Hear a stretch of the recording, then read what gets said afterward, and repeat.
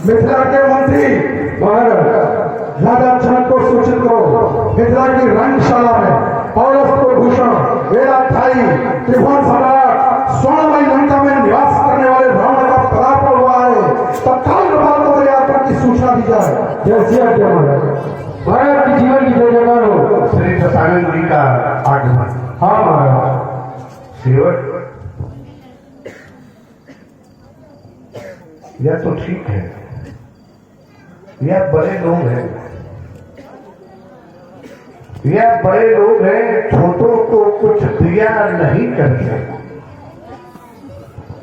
यह ऊंचे पेड़ हैं, मार्ग पर छाया नहीं करते। भरोसा जिन्हें है अपने ही परिश्रम की कमाई का, वह दूसरों के सामने हाथ, किंतु इतने से काम चलेगा नहीं। यह विद्वान है, इससे भी अलग हटकर है। यह विद्वान है और उत्तम कुल से है। यह विद्वान है, रोकना चाहो तो रोक लो इनको। अगर एक बार ब्राह्मण भूल से कभी भी क्षत्रियों के द्वार पर आ गए तो ठीक, और जब कारण बस रूठ गए तो पुनः लौट कर आया नहीं करते।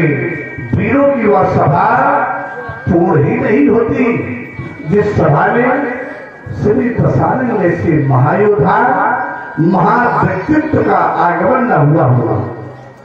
अब ये सभा पूर्ण ही नहीं।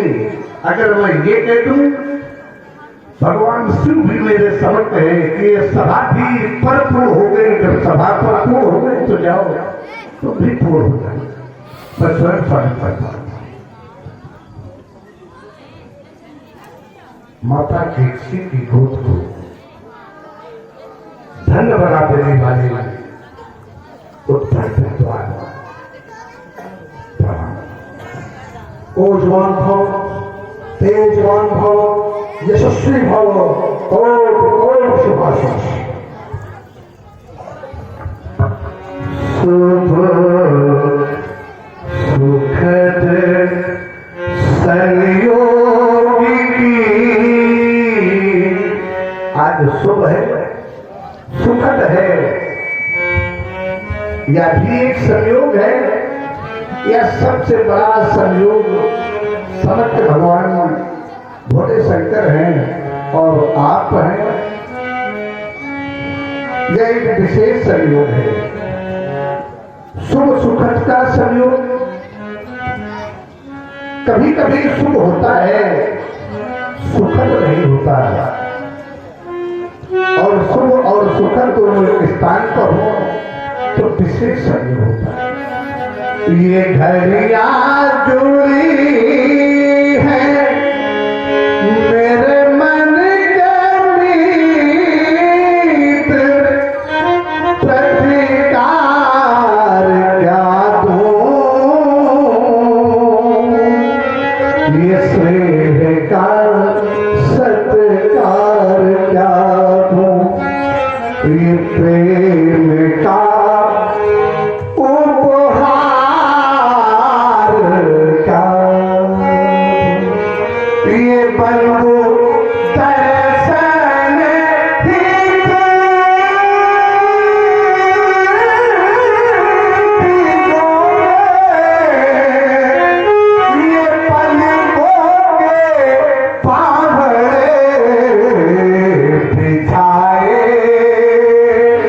और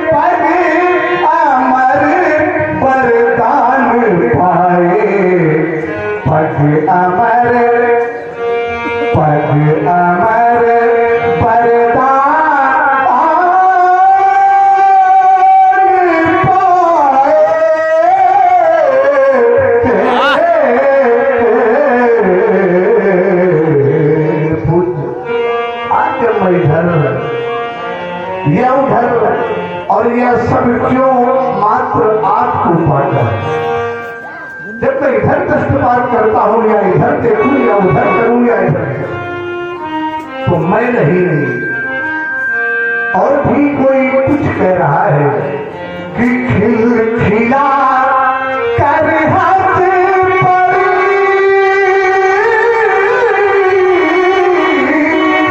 ये क्या हुए कुछ कहती गलियां, लंकेश। आपको पाकर मेरा ध्यान कुछ क्षण के लिए विस्मित हो गया है कि आज मैं आपकी किसकी संज्ञा देता हूं। उपमा की ओर ध्यान गया तो सारे उपमा के फूल जूठे पाए। मेरा ध्यान गया संसार के लोग जब रावण को देखते हैं तो बड़ा कठोर पाते हैं, कठिन ऐसा महसूस प्रतीत करते हैं, किंतु आज आप एक रावण का दर्शन जो मैं कर रहा हूं, प्रत्येक ऋतुओं में शोभा देने वाला कौन? एक फूल होता है। फूल की कली क्या कठोर होती है, कोमल होती है।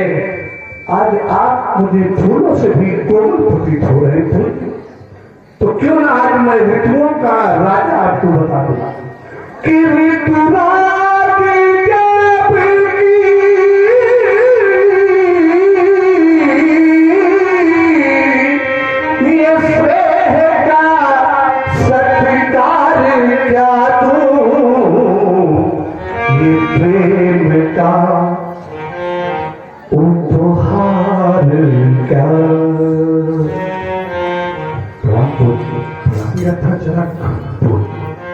आपकी मधुर वाणी और ये वाणी युगों युगों से ढूंढ रहा हूं इस प्रकार की वाणी सुनने के लिए। रावण स्वयं संगीतज्ञ है, रावण की स्वयं संगीत में रुचि, इस प्रकार की वाणी विचार करने लगा कि सीरत पर झलक कि ये वाणी आपके स्वागत के अंतर्गत ही मैं अपने विचारों में मगन था और विचार जब किया तो पाया ये कुछ लोग कहा करते हैं वियोगी होगा पहला कब, कुछ लोग आह से निकला होगा गान। जब विचार किया वियोगी शब्द पर, वियोगी ने जब भी उपसर्ग लगा तब शब्द प्रस्तुत हुआ वियोगी, और जिस शब्द में भी उपसर्ग लग जाएगा, भी प्रत्यय लग जाएगा, उस शब्द में हीनता आएगी। ये इसका लक्षण है देह और विदेह। विदेह अपने कर्मों के कारण चरण पर है, किंतु जहां शब्द की व्याख्या होगी, जहां व्याकरण की व्याख्या होगी, वहां भी प्रत्यय लगने से शब्द में हीनता आएगी। तो विचार करने लगा कि एक वियोगी नहीं हो सकता, एक योगी कभी वियोगी नहीं हो सकता। वो कवियों की कल्पना है और इसको जो मानते हैं मैं उनकी बात को काटूंगा नहीं कि यहां नया वर्षा जो अभी यही खड़े खड़े आपके सम्मुख मेरे मस्तिष्क में आया। वियोगी वो होगा गीत का सृजन क्रांति की धरती पर हो, गीत का सृजन कभी वियोग की धरती पर नहीं हो। वियोग से आह निकलेगी, लेकिन गीत का सृजन मधुर संभव नहीं। इसलिए क्रांतिकारी होगा पहला काम और युद्ध से निकला होगा गान। क्रांतिकारी होगा पहला कवि और युद्ध से निकला होगा गान। निकलकर सम्रांगण से चुपचाप कही होगी कविता महान। और मैंने जब अपने इस चिंतन पर आपको दौड़ा, सीरत जनक तो क्रांतिकारी है ही। क्रांति भी कई प्रकार की, वैचारिक क्रांति अगर कहीं उत्पन्न हुई तो सीरत जनक की बहुत है। हाँ, आपने अपने वक्तव्य में एक वार्ता कही जो हमको उचित नहीं। आपने कहा ये बड़े लोग हैं, ये बड़े लोग हैं, बड़े लोग ही छोटों को कुछ दिया करते हैं। वो बड़े अलग होते हैं जो बड़े छोटों से स्नेह नहीं करते। बड़े तो अष्टावक्र भी हैं, ब्रह्म ज्ञान आपको वहीं से प्राप्त हुआ। बड़े तो यहाँ केवल भी है, बड़ी तो कारगिल भी है जो आपकी रात समाज की शोभा पाते हैं। इसलिए बड़े लोगों से ही कहा उनकी तुलना मत कीजिए, जो बड़े हैं और कुछ प्राप्त नहीं होता। तो सिर्फ और जनक मैं जब मिथिला नगरी में आ रहा था और मैंने मिथिला की छटा देखी, यहाँ की छटा मुझको आज बिल्कुल अलग प्रतीत हुई, या ये कह दूं कि मिथिला की छटा बिल्कुल अलग दृष्टिगत हुई। जानना चाहता हूं कौन सा है।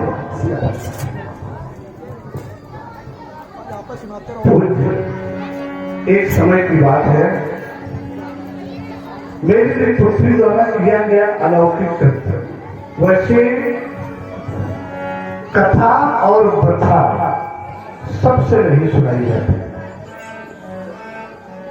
प्रथा और कथा अपनों से सुनाई जाती है। आज आपको पाकर मुझे ऐसा लगा कि आज मुझे अपने ही मिल गए। जब अपने मिल गए तो मेरा ध्यान उस कथा की ओर गया जिसमें मेरी प्रारंभ थी प्रथा।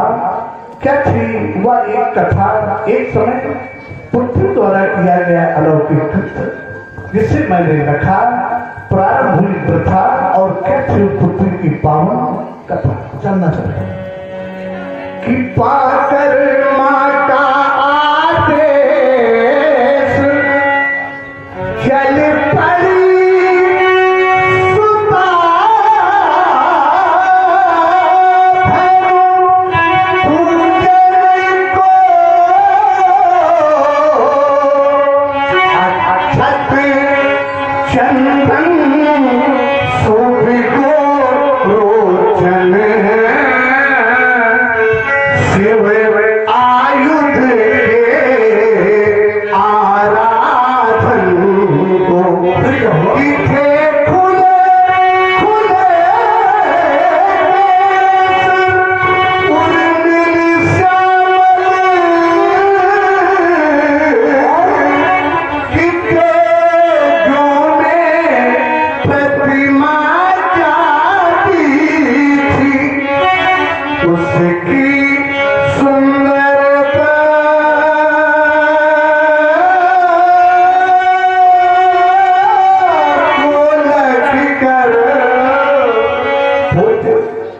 आज मैं इन नारियों की क्या कहूं।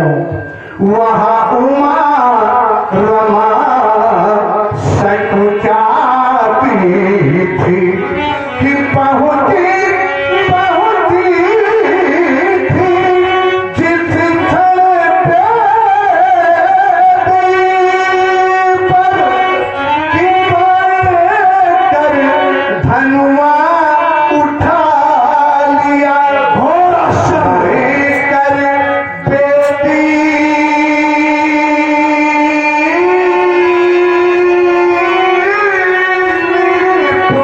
सिया निज सौर परा क्रम दिखा दिया कि पुत्री का ये भीषण साहस लख मैंने प्रण करता हो सही पुरार का दंड कठोरा राज समाज आज जही तोरा यही कारण मही तो सब आई यही कारण धीर भई भारी त्रिभुवन जय त्रिभुवन जय समेत पैदेही